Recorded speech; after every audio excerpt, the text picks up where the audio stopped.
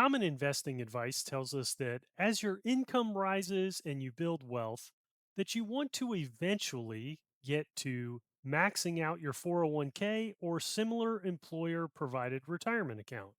But should you really? Hit that subscribe button and join me in the red zone today where I'll share why that general advice may not be right for you, as well as what I'm personally doing with my own 401k right here in the red zone.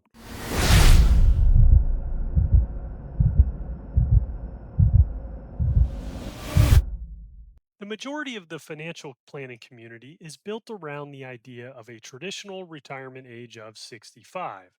And thus, financial planners routinely recommend after maxing out your Roth IRA to next place your excess savings into your 401k up to the max, regardless of your age or your life circumstances. That seems to be the advice. Whether it's a traditional or Roth 401k, the goal is always to max. There are even so called catch up contributions once you hit your 50s that allow you to put an additional $7,500 for a total of $31,000 per year into these tax advantaged accounts as you make your final approach. Those limits even increase in your 60s. Sounds great, but should you really go for it? Many of us in the middle class often find ourselves in what's called the middle class trap, which is a condition where our retirement accounts are flush, we have a large amount of equity in our homes, but we still feel like we are struggling.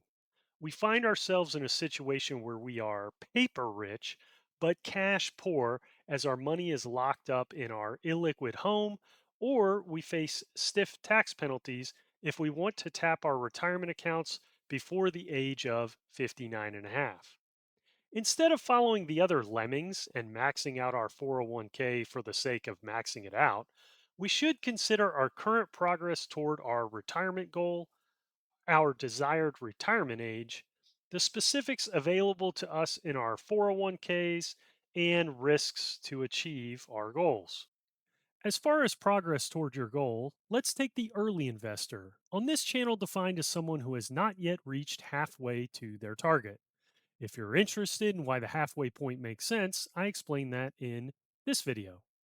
If you are in your early investing journey, you may want to push more money into your 401k if you are trying to accumulate as quickly as possible, or if you are a high income earner trying to save on your tax bill now by investing in a traditional 401k.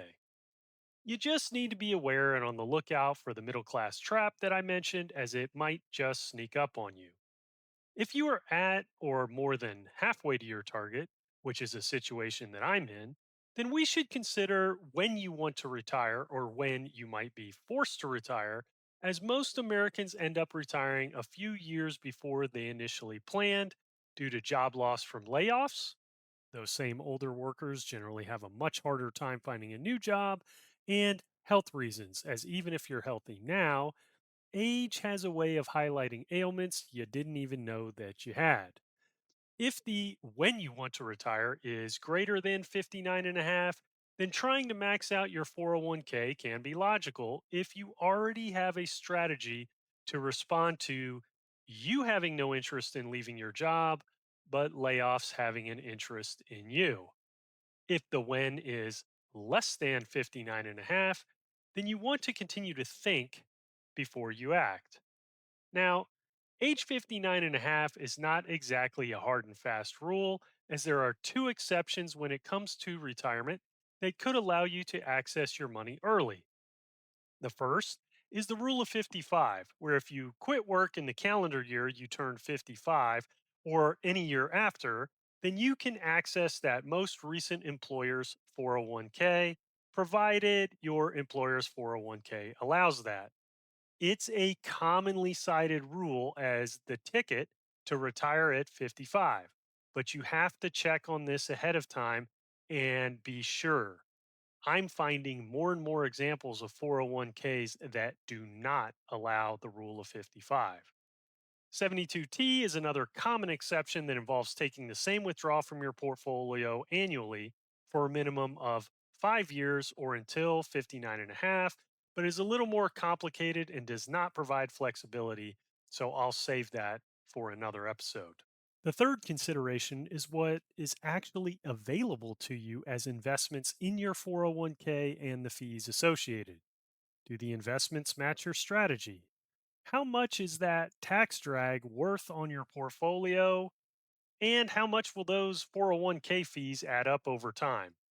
Now, taxes and fees likely matter a lot to you, and they should. But to deep dive into some examples to illustrate the specifics really deserves its own episode. In summary, the shorter the time horizon, the less both of these matter, but the larger the assets or dollar amount, the more both matter. For now, let's just use me as an example when it comes to fees, and I can do much better than the high fees found in my 401k. And when it comes to taxes, I've never turned down a raise because I will owe more in taxes, and I bet that most of you watching haven't either. Finally, in terms of risks for red zone investors, we have sequencing, correlation, and employment, to name a few. A commonly advised method as you approach retirement is to become more conservative by investing in bonds to mitigate against needing to sell your assets at a loss to live, or in financial speak, to mitigate against sequence of return risk. The standard advice on the how to do this is to invest in intermediate or total bond market index funds, which are likely the only way in your 401k that you can invest in bonds. And likely you're doing that through your target date retirement fund. The further assumption is that you plan to sell your assets in retirement to generate cash flow. As I've shown in a few episodes on this channel, that logic is flawed. So, overall, for me, it's a bad idea based on a bad assumption. But for now, we'll just demonstrate one piece of the flawed logic with our next risk, which is correlation risk. This is the risk that stocks and bonds will continue their positive correlation, with a most recent example in 2022, where longer term US Treasuries in a fund like TLT lost 30% of its value. TLT did even worse than VU, an S&P 500 index fund, which lost 18% of its value. So much for protecting your portfolio. It doesn't mean that there's no place for bonds, and you can see what I'm doing with bonds in this video. And finally, employment risk, which I've mentioned a few times, and which you will need cash, not an increased pile of assets that are locked up in your 401k. So, what's the alternative? For me, I'm not on a quest to max out my 401k. Even as a relatively early investor, I started a taxable brokerage account. My only real regret is that I didn't invest more into it. The taxable brokerage account allows you to invest in exactly what you want and allows you to access your money whenever you want. Outside of real estate investing and business ownership, investing using a taxable brokerage account is the primary method people use to retire early. With the right assets, it can allow you to mitigate against sequence of return risk because rather than bond funds, for example, you can buy individual bond durations that allow you to ladder so that you always have your desired necessary spending available regardless of what the market does. You can also buy income producing funds, many of which will continue to pay dividends without dividend cuts, even during really bad economic times. Take a look at this fund, UTG, which is in the utility sector, or this fund, which is BME in the healthcare sector, or this fund, which is PCN, that is leveraged and holds primarily US corporate bonds below investment grade, or in other words, junk bonds. All of these funds did not cut their dividends in 2008 and have not ever cut their dividends since that particular market crash. Finally, something you have noticed or will notice in the future as your portfolio balance rises over decades is that there is no amount of money that you likely have access to in terms of at least your wages from your job that will materially impact your overall outcome by investing in your 401k once you've entered the red zone. It's why you were always told to start investing early, as earlier dollars make much more of an impact than later dollars, as compounding and time are more powerful than what you are likely able to contribute. In the financial independence retire early or FIRE community, one of the strategies is indeed this very idea, which has been labeled coast fire, where basically you get to a point where not investing any additional dollars at all will still allow you to retire at your target date due to likely or even very conservative estimated compounding.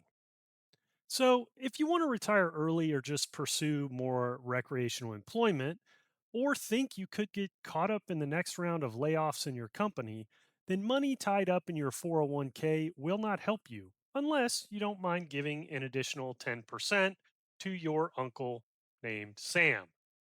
Maximizing your 401k, even at younger ages, can keep you in a middle class trap where you have hundreds of thousands of paper dollars but live paycheck to paycheck because you are unable to tap into any of your savings to impact yours or your family situation when you want to. Now, you're not technically trapped, but the 10% penalty is enough to make us feel the psychological trap.